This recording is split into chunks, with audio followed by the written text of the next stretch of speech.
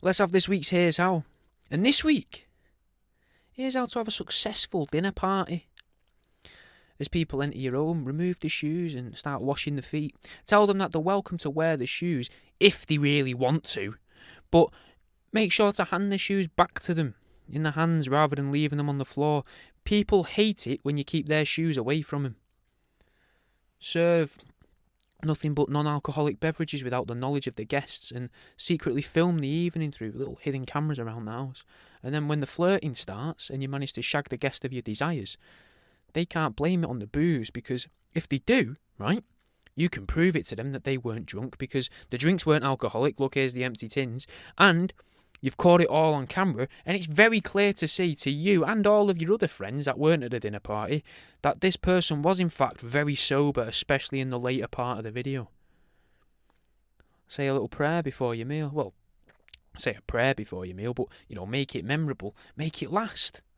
See how long you can get everyone to pray for. Confess some recent sins. Get them to confess their recent sins, your sinful thoughts, their sinful thoughts, and thank them for the evening ahead. And use that moment there when you're thanking them for the evening ahead and thanking whatever it is you're worshipping and praying to for the evening ahead.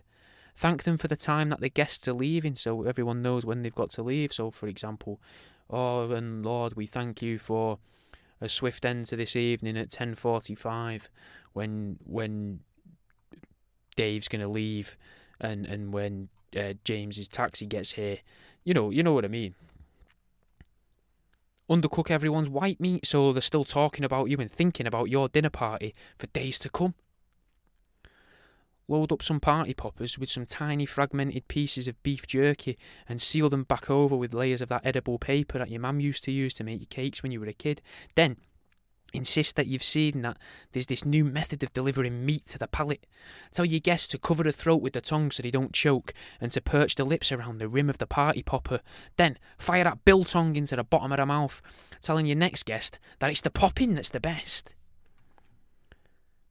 If you'd invited a couple over and that you're friends with, as you sit down to dessert, do a less than covert wink to one of the people in the couple and wait for their partner to find the cheap engagement ring that you've hidden in their dessert. When they dig it out, raise your hands looking at them saying, "Oh, don't look at me," and stare at their partner who didn't find the ring and encourage them. What a memorable evening. When there's a bottle of opened wine, top it up with a bit of vodka. Not enough to taste, just enough to get people more pissed than they anticipated. Hide a bit of your partner's underwear in a friend's coat pocket, hanging out of the pocket so people could see it. Add a little bit of drama to the night. Spring load one of the placemats at the table, then have a little thread under a table runner, right, by the candles and the sauces and that, just past the tomato sauce, and so that you can pull on that thread and to help fire the placemat and launch the plate up in the air. Design the mechanism so that the string completely detaches afterwards and it can't be seen, so it hides under the placemat and they can't find under the table runner and they can't find it, right? Then when they look and see the springs under the placemat, like, what the fuck is this? You've done this. Just go, oh, it must be the neighbours kid, man.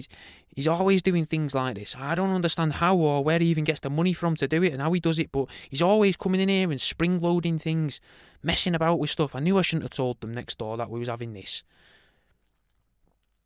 Swap your toilet brushes for fire bellows. Then, the next morning, send a message into the group chat asking why someone used your fire bellow in the toilet. And that's the end of this week's Here's How. Thanks for listening, man. I won't take up too much of the time because it's over, and hopefully you're listening to all of these one after the other or on repeat, maybe the same episode on repeat. But fucking leave us a review if you can, mate. Fucking share it with a mate, send it to your nana. I don't mind where you send it to, but if you get more people listening to it, thank you. If you did enjoy it though, fucking join the Patreon, mate. www.patreon.com/worldaroundyou. There'll be a link in one of the links in the description, I would imagine, of the one you're listening to. You can join for £1, $5, and you get access to all the video versions of these. You'll end up about 4 or 5 episodes ahead as well through Patreon. And you get access to some of my books as well. And a little discount code for some of the canvases as well. But even if you don't join that, fucking thanks for listening to it, mate. I hope you enjoyed it. Hopefully, here's the next one.